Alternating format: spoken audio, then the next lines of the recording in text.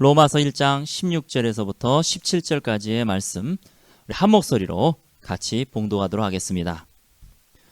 내가 복음을 부끄러워하지 아니하노니 이 복음은 모든 믿는 자에게 구원을 주시는 하나님의 능력이 됨이라. 먼저는 유대인에게요 그리고 헬라인에게로다. 복음에는 하나님의 의가 나타나서 믿음으로 믿음에 이르게 하나니 기록된 바 오직 의인은 믿음으로 말미암아 살리라 함과 같으니라. 아멘. 어떤 목사님이 십자가에서 우리 예수님이 죽으시는 장면을 깊이 묵상한 다음에 그것을 1인칭 시점으로 나는이라고 한 시점으로 글을 썼습니다. 아주 현장감 있게 글을 썼는데 제가 먼저 그 글을 같이 읽도록 하겠습니다. 머릿속으로 글을 따라오시면서 한 대목 한 대목을 영상으로 머릿속으로 그리셔서 나도 지금 이 현장 가운데 있다라고 생각하시고 같이 생각으로 따라오시기를 바랍니다. 그리고 우리 예수님의 구속을 우리 같이 느껴보도록 하겠습니다. 나는 엄청난 군중들 속에 서 있었습니다. 그 군중들의 얼굴을 들여다보았는데 어떤 사람들은 진심으로 슬픔에 가득 차 있는 반면에 또 다른 사람들의 눈은 광기의 빛을 띠고 있었습니다. 그리고 그 얼굴은 사악한 웃음으로 일그러져 있었습니다. 그때 누군가가 나에게 욕을 하는 소리가 들렸고 저리 비켜! 하는 소리와 함께 나는 한 거대한 로마 병정에 의해서 옆으로 밀쳐졌습니다. 그리고 드디어 나는 그들이 그렇게 증오하는 한 사람을 보게 되었습니다. 바로 십자가를 지고 가시는 예수님이었습니다. 나는 내 눈을 믿을 수가 없었고 섬뜩함이 내 몸 전체를 관통했습니다. 그분의 얼굴 전체가 가시관에 의한 상처들로부터 나온 피들이 뒤범벅이 되어 말라붙어 덮여 있었습니다. 그 가시들은 면도날처럼 날카로운 창과 같았는데 예수님의 머리 깊숙이 박혀 있는 것 같았습니다. 그리고 그분의 심장이 박동할 때마다 짙은 진홍색의 붉은 피가 그 가시들 사이에서 쏟아져 나와서 이마를 거쳐 그분의 눈 속으로 흘러들어갔습니다. 나는 떨면서 그 주홍색의 피가 그분의 얼굴에서 가슴으로 그리고 천천히 먼지투성이의 거리로 뚝뚝 떨어져 내리는 것을 보았습니다. 그 돌길, 그 갈라진 틈새로 그리스도의 피가 떨어질 때는 마치 이 땅이 울부짖는 것 같았습니다.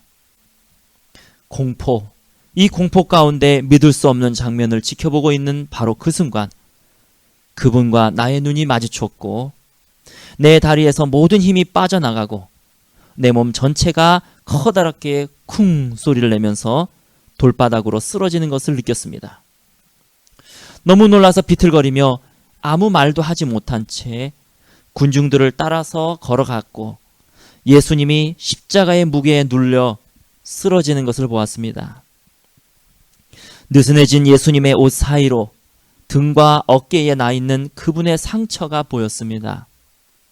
그 상처는 끔찍할 정도로 깊게 패여 있었고 그분의 살도 찢겨져 있었으며 그 틈이 계속 벌어져 가고 있었습니다. 로마 군사용 채찍의 가혹한 처벌로 인해서 살이 찢겨져서 계속 벌어지고 있는 그 상처들의 틈, 거기서 흘러나오는 그 피의 양에 나는 소스라치게 놀랐습니다. 시간이 얼마나 지났을까?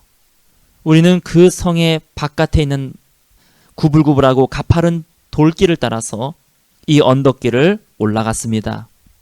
그리고 한참 후에 드디어 해골이라고 하는 골고다의 정상에 다다르게 되었습니다.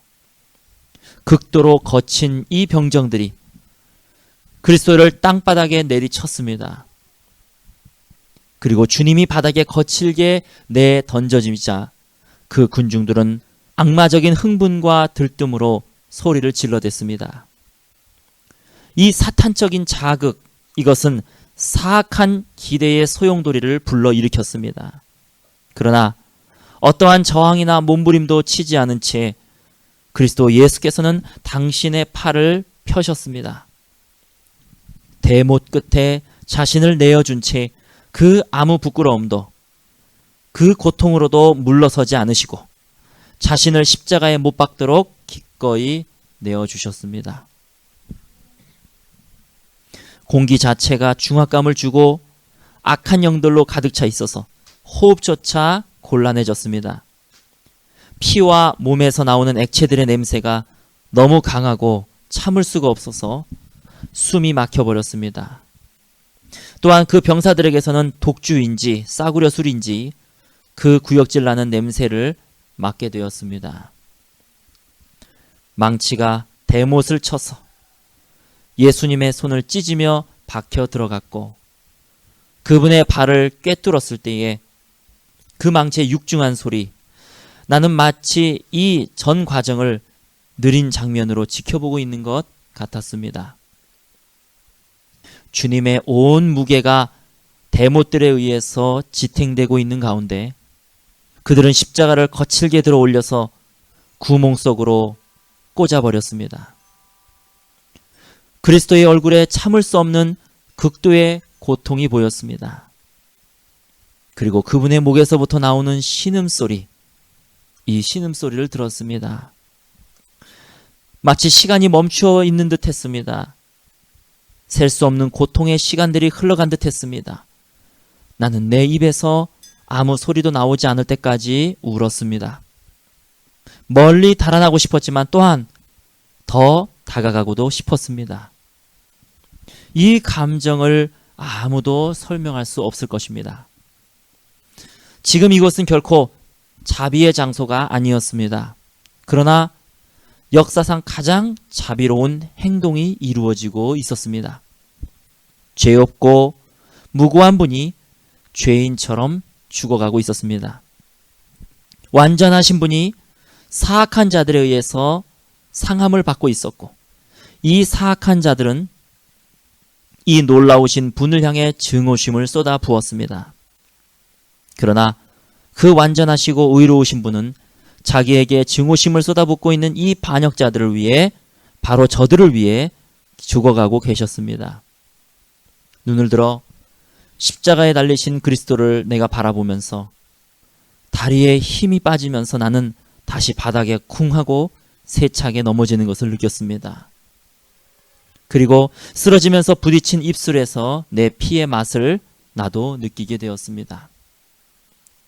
병정들이 예수님의 얼굴에서 수염을 베어냈기 때문에 그분의 얼굴의 살을 볼 수가 있었습니다. 그런데 병정들이 반복적으로 악의에 차서 날린 주먹질로 인해서 소중하신 우리 주님의 얼굴에 살이 누더기처럼 갈기갈기 찢어져 있었습니다. 주 달려 죽은 십자가 우리가 생각할 때에 세상에 속한 욕심을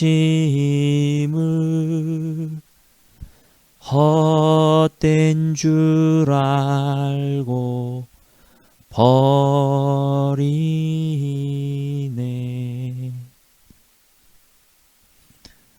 나는 주님을 바라보았습니다. 주님께서 고통으로 몸부림치시면서 체중을 들어 올리셔서 숨을 들이쉬기 위해 헐떡이시면서 이렇게 말씀하셨습니다. 아버지여, 저희의 죄를 사하여 주옵소서. 자기의 하는 것을 저들은 알지 못함이니이다. 이후에 입은 바싹 마르고 붓고 피나는 주님의 입에서 나오는 가장 끔찍한 외침을 들었습니다. 나의 하나님, 나의 하나님, 어찌하여 나를 버리셨나이까? 영원부터 줄곧 같이 계셨던 아버지와 아들은 이제 철저하게 분리되셨습니다. 그리스도께서 하나님을 아버지가 아닌 다른 호칭으로 부르셨던 것은 이때가 처음입니다. 왜 아버지가 아니라 하나님이라 부르셨을까요? 이제 그리스도는 우리 인간과 같아지셨기 때문입니다. 그 순간 그 분께서는 더 이상 하나님이 아니셨습니다. 우리의 죄를 직접 담당하시기 위한 죄의 덩어리 인간이셨습니다. 성경은 하나님의 눈이 정결하셔서 우리 죄를 참아 보지 못한다고 쓰여 있습니다. 그래서 아버지이신 하나님께서 그의 아들에게 등을 돌리셨던 것이고, 그리스도는 그분의 아버지에게 철저히 버림받았던 것입니다.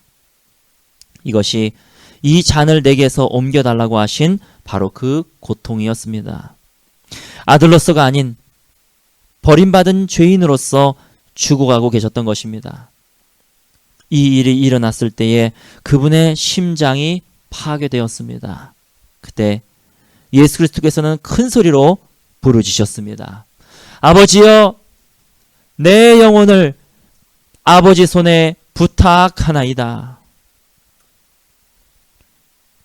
생명이 떠난 그분의 머리가 가슴으로 힘없이 떨어져 내려왔습니다. 온 세상이 빙빙 돌고 흔들렸습니다. 도처에 무시무시한 어두움이 있었습니다. 나는 그 어두움 속에서부터 나오는 비명소리를 들었고, 그 비명소리가 바로 내 입에서도 나오고 있다는 것을 갑자기 깨닫게 되었습니다. 참 귀한 글입니다. 이 속에서 우리가 그 예수님의 고통의 현장 속에 우리가 들어가고, 대속의 현장 속에 들어갈 뿐만 아니라 복음의 또한 진리의 한 부분을 담고 있는 하나님의 진노를 받으신 예수 그리스도, 그분에 대해서 우리가 잘 알 수 있는 글이었다, 이렇게 볼 수 있습니다. 오늘 우리가 방금 읽었던 로마서 1장 16절에서부터 17절의 말씀에 보면 복음을 부끄러워하지 아니한다. 왜냐하면 17절에 이 복음에는 하나님의 의가 나타나기 때문이다, 이렇게 기록이 되어 있습니다. 우리가 보통 복음을 제시할 때 하나님은 당신을 사랑하십니다, 그렇게 얘기하지 않습니까? 그럼 복음에는 하나님의 사랑이 나타나야 된다, 이렇게 돼야 되잖아요. 근데 성경은 복음에는 하나님의 의가 나타난다라고 말씀하고 있습니다. 우리 로마서 3장도 거기다 잠깐 꽂아 놓으시고 로마서 3장도 잠깐 보겠습니다. 3장 25절에서 26절 말씀, 25절 26절 우리 한 목소리로 같이 봉독하겠습니다. 이 예수를 하나님이 그의 피로써 믿음으로 말미암는 화목제물로 세우셨으니 이는 하나님께서 깊이 참으시는 중에 전에 지은 죄를 간과하심으로 자기의 의로우심을 나타내려 하심이니 곧 이때에 자기의 의로우심을 나타내사 자기도 의로우시며 또한 예수 믿는 자를 의롭다 하려 하심이라. 아멘. 우리가 나중에 로마서를 자세하게 보는 날이 있겠지만은 로마서는 복음을 다룬 다른 성경들보다도 복음에 초점을 맞춘 성경입니다. 로마서 3장에 보면 간략하게 또한 복음에 대해서 써 있는데 의로우시다라고 하는 말이 상당히 많이 쓰여져 있습니다. 복음에는 하나님의 사랑이 나타난다, 또 맞는 말이지만 사실은 그보다 더 먼저 맞는 말은 복음에는 하나님의 의로우심이 나타나신다. 그래서 25절에 끝절에 보면은 자기의 의로우심을 나타내려 하심이라. 하나님이 왜 복음을 제시하심으로써 자신의 의로움을 나타내기 위해서 예수님을 보내셨다는 거예요. 그렇다고 사랑이 없냐, 그런 개념은 아닙니다. 그런 뜻으로 얘기하는 것이 아니고요. 26절에 곧 이때에 자기의 의로우심을 나타내사, 의로우심을 나타낸단 말을 계속 반복하고 있습니다. 자기도 의로우시며 또한 예수 믿는 자를 의롭다 하려 하심이라. 왜 하나님의 사랑도 중요하지만 왜 복음에는 하나님의 의로우심이 나타난다고 계속 복음을 설명하고 있을까요? 왜냐하면 복음이란 의로우시고 거룩하신 하나님이 더럽기 짝이 없는 우리 인간의 죄악을 어떻게 처리하시는가, 어떻게 이것을 도말하시는가, 이것이 바로 복음이기 때문입니다. 그리고 어떻게 우리 인간을 의롭게 만들 수 있는가. 26절 보세요. 하나님도 의롭게 하시고 또한 예수님을 믿는 자를 의롭게 하려 하심이라. 그러니까 하나님도 의로워지고 예수 믿는 자도 의로워지는 것이 바로 복음이라는 것입니다. 그 복음을 통해서 복음을 아는 자에게 나타나는 열매가 사랑인 것입니다. 다른 말로 복음을 표현하면 인간이 죄를 저지르면 두 가지가 처리되어져야 합니다. 하나는 죄라고 하는 그 자체입니다. 없어졌던 게 없다가 생긴 거예요. 죄라고 하는 그 자체. 그 다음에 두 번째는 죄를 범한 인간의 부패성입니다. 우리가 살인자를 감옥에다 집어넣으면 그 살인자를 그냥 무죄로 석방할 수가 없죠. 눈에 보이지 않는다고 없는 게 아니지 않습니까? 그 사람은 분명히 죄라고 하는 것을 가지고 있고 죄라고 하는 것은 눈에 보이지 않지만 실제로 존재하기 때문에 그 사람을 석방시킬 수가 없습니다. 마찬가지로 주님도 우리를 구원하시고 우리를 사랑하셔서 우리를 구속하고 싶으시지만 우리가 가지고 있는 죄라고 하는 것 때문에 우리를 무조건 석방시킬 수가 없다는 것입니다. 그래서 복음에는요, 어떻게 이 죄가 처리되어지는가, 그것이 나타난다는 것이고, 두 번째로 옛날에 바늘 도둑이 소도둑 된다라는 말이 있죠. 그 처음 살인을 할 때가 가장 어렵고 그 다음서부터는 쉽다라는 얘기가 있습니다. 왜 그러냐면 죄는 죄라고 하는 그 자체에서 끝나는 게 아니라 인간을 점점 양심을 무디게 하고 부패하게 만들기 때문에, 이 죄에 대한 영향력을 인간이 가지고 있기 때문에, 그것을 또 받기 때문에 인간의 부패성이 남아있다는 것입니다. 인간은 그 증거로 계속 죄를 짓고 싶어 합니다.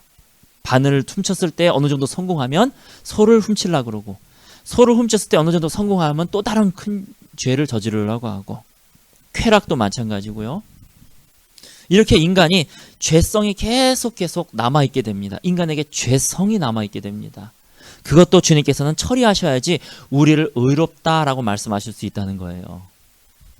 그래서 두 가지, 죄를 처리하셔야 되고, 두 번째, 우리를 의롭다라고 말씀하시려면 우리 안에 있는 죄성도 처리가 돼야 되는 것입니다.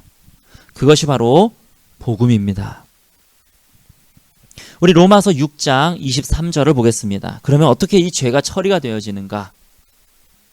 로마서 6장 23절. 죄가 처리가 되려면 죄의 싹이 필요합니다. 우리 같이 한 목소리로 봉독하겠습니다. 죄의 싹은 사망이요, 하나님의 은사는 그리스도 예수 우리 주 안에 있는 영생이니라. 아멘. 우리가 글씨를 잘못 쓰면은요, 지우개로 지우면 돼요.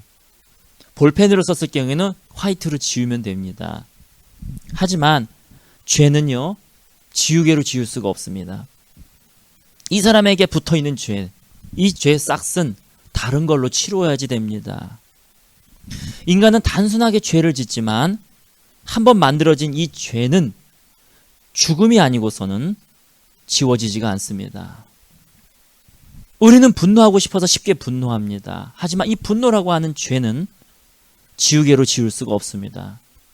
이것은 반드시 죽음으로 대신해줘야지, 죽지 않으면 이 죄는 없어지지 않는다는 것입니다. 결국 누군가는 죽어야 되는 것입니다. 그래야 이 죄가 없어지는 것입니다. 그분이 바로 예수 그리스도이십니다. 사람들은 예수님을 향해서 너가 선지자이거든 십자가에서 내려와 봐라 웃어댔지만, 예수님은 기꺼이 자기 손을 십자가에 올려주셨고, 대못을 쿵 박을 때도 전혀 저항하지 않으셨고 그대로 죽으셨습니다. 그러면서 주님은 말씀하십니다. 하나님, 내 손에 못을 받고 있는 저들의 죄, 나에게 저렇게 고함을 지르는 저들의 죄를 사하여 주시옵소서. 이제 주님은 죽음으로써 이 죄를 없앨 수 있는 권세를 가지고 계십니다. 한 사람의 인간은 한 사람의 목숨만 대신할 수 있습니다. 예전에 구약 제사가 왜 불안정했느냐? 분명히 사람이 죄를 졌는데 그것을 누가 대신했냐면 사람도 아니고 동물이 대신했으니까. 그래서 이거는 불안정한 제사입니다. 신약은 한 사람의 죄는 한 사람이 대신할 수가 있는데, 왜 하나님이 예수 그리스도가 구태여 오셔야 되느냐? 세례 요한을 시켜가지고 야, 너가 십자가에 죽어 할 수도 있지 않습니까? 그러나 왜 하나님이 오셔야만 했느냐? 이런 겁니다. 여러분의 아들이 있습니다. 그 아들은 사실은 나에게 있는 아들은요. 소 100마리를 갖다 줘도 바꿀 사람이 없어요. 그렇죠? 아무리 소가 100마리, 1000마리, 2000마리, 3000마리가 있어도 내 아들하고는 수준 자체가 다르고 존재 가치 자체가 다릅니다. 죽음을 눈앞에 둔 사람들, 내 이 암만 고칠 수 있으면은 내가 가지고 있는 100조 이 모든 돈을 내가 다 줘도 된다. 삼성그룹 회장, 현대그룹 회장 이런 사람이 죽어가면서 아마 그런 생각을 간절하게 했을 거예요. 내 생명만 조금 더 연장할 수 있다면 내가 가지고 있는 현대그룹 다 팔아도 된다. 왜? 목숨 하나랑 돈하고는 가치가 다르기 때문입니다. 마찬가지입니다. 하나님의 입장에서 봤을 때 인간들은 개나 소 정도밖에 수준이 되지가 않아요. 영적인 입장에서는요, 인간 10,000명하고 하나님 한 분하고 예수 그리스도 하나님의 아들 한 분하고는 바꿀 수가 없습니다. 수준도 완전히 다르고 차원 자체가 다르기 때문에 우리 지구상의 인구가 70억인데 소 70억 마리를 가지고 와서 내 아들하고 바꾸세요. 그러면 바꿀 부모가 한 사람도 없습니다. 왜? 내 아들은 비록 한 명이지만 소 70억 마리하고는 이거는 가치 자체가 다르기 때문에 마찬가지로 예수 그리스도의 한 분 목숨하고는요. 우리 전체 인간의 목숨하고 비교할 수가 없습니다. 그래서 예수님이 우리 인간 전체의 목숨을 대신 할 수 있는 그 가치를 가지고 계신 것이죠. 몇 년 전에 세월호 참사가 있었습니다. 세월호 참사로 하지 말고 타이타닉으로 하죠. 요새 세월호가 사람들이 워낙 민감해가지고 타이타닉으로 하겠습니다. 죽어가고 있었습니다. 근데 한 학생이 거기서 죽어가고 물에 빠져서 죽어가고 있는 학생을 살리기 위해서 그 친구가 가서 그 학생을 구출을 했습니다. 그리고 자기는 대신 빠져 죽었어요. 아마 보통 사람들 같았으면은요, 그 살아남은 자기를 위해서 대신 죽어준, 요번에 세월호 참사에도 그게 있었다 그러잖아요. 구명조끼를 자기가 벗어가지고 자기 친구한테 주고 자기는 다시 또 뛰어들어가고 그 친구가 예수 믿는 친구였다 그러잖아요. 그래서 우리의 마음을 훈훈하게 하지 않았습니까? 몇 사람을 살리고 자기는 죽었다고. 자기는 지금 죽어도 천국에 갈 수 있지만 저 친구들은 죽으면 지옥에 가기 때문에 저 친구들을 살리고 자기 구명조끼를 또 주고 자기는 또 뛰어들어가서 살리려고 하다가 결국은 죽지 않았습니까? 아마 내 친구가 나를 살리기 위해서 그렇게 죽었다면은 아마 우리는 한평생 그 친구를 생각할 것입니다. 그리고 그 친구의 목까지 내가 살려고 노력할 것입니다. 그래, 그 친구가 나를 위해서 죽었는데. 그리고 그 친구의 부모님을 아마 내 부모님처럼 또 섬길 것입니다. 특히 외아들이었다면, 나를 살리기 위해서 그 외아들이 죽었다면 아마 그 부모님도 내 부모님이라고 생각하고 섬길 것입니다. 평생 그 빚을 갚으려고 할 것입니다. 이것이 바로 우리가 쉽게 죄를 짓지 않는 이유입니다. 이 죄라고 하는 것 지우개로 지울 수 없고 생명으로 지울 수밖에 없는데, 우리가 평생 예수님을 생각하면서 내가 또 이러면 안 되지, 내가 또 이렇게 죄를 지으면 안 되지 하고 살아가는 우리의 이유입니다. 구원받은 성도가 비록 때로는 연약하더라도 죄와 피 흘리기까지 싸우는 그런 다짐을 할 수 있는 이유가 바로 예수님이 나를 대신해서 죽으셨다라고 하는 것이 감격으로 올 때, 내 가슴으로 다가올 때에 그럴 수 있습니다.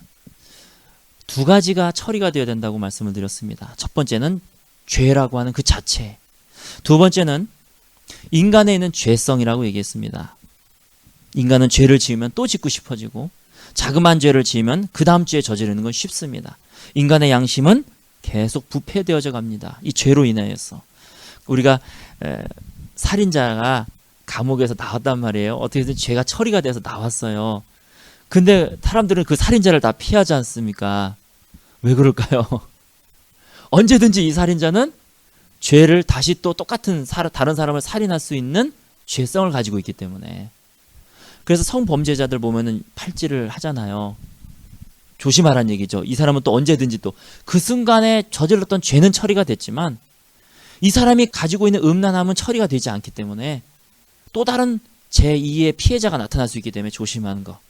이 사람이 살인했던 그 죄성은 사라진 것이 아니기 때문에 또 다른 사람을 죽일 수 있기 때문에 우리가 피하는 것처럼 마찬가지입니다. 비록 우리의 죄가 예수님의 대속으로 인해서 없어졌다 할지라도 우리가 가지고 있는 이 죄성, 분노하고 싶은 것, 음란한 것, 정욕대로 살고 싶은 것, 시기, 질투, 다툼, 허영, 교만, 이 모든 죄성은 아직 처리되지 않는다는 겁니다. 그것이 처리되는 것이 또 두 번째 복음입니다. 그러면 어떻게 우리의 이 부패한 죄성을 처리할 수가 있을까요? 우리 히브리서 10장을 보겠습니다. 히브리서 10장 우리 15절서부터 17절까지의 말씀, 우리 한 목소리를 같이 봉독하겠습니다. 또한 성령이 우리에게 증언하시되 주께서 이르시되 그날 후로는 그들과 맺을 언약이 이것이라 하시고 내 법을 그들의 마음에 두고 그들의 생각에 기록하리라 하신 후에 또 그들의 죄와 그들의 불법을 내가 다시 기억하지 아니하리라 하셨으니. 아멘. 17절을 우리가 다른 말로 표현하면 너를 의롭다 하리라 하셨으니 이렇게 말할 수 있을 겁니다. 어떻게 하나님이 우리를 의롭다라고 말씀하실 수 있는가? 그것이 바로 15절 16절이에요. 15절에 보면 성령이라고 되어 있지 않습니까? 이제 성령이 행하시는 일이에요. 이제 키를 아셨죠? 두 번째, 우리의 죄성이 없어지는 것이 바로 무슨 사건이냐면 성령 강림 사건이에요. 우리의 죄가 없어지는 것이 바로 십자가 사건이고 우리의 죄성을 없애기 위해서 일어난 사건이 성령 강림 사건이라는 겁니다. 주께서 이르시되 16절에 그날 후로는 그들과 맺을 언약이 이것이니, 즉 이것이 신약이에요. 신약. 내 법을 그들의 마음에 두고 이제는 내가 너희의 마음을 변화시켜 주겠다. 너희의 가지고 있는 내성을, 내 안에 있는 속성, 그 죄성 자체를 내가 없애주겠다. 바꿔주겠다. 그리고 그들의 생각에 기록하리라. 너의 음란한 생각, 너의 탐욕스러운 생각, 이 생각도 내가 바꿔주겠다.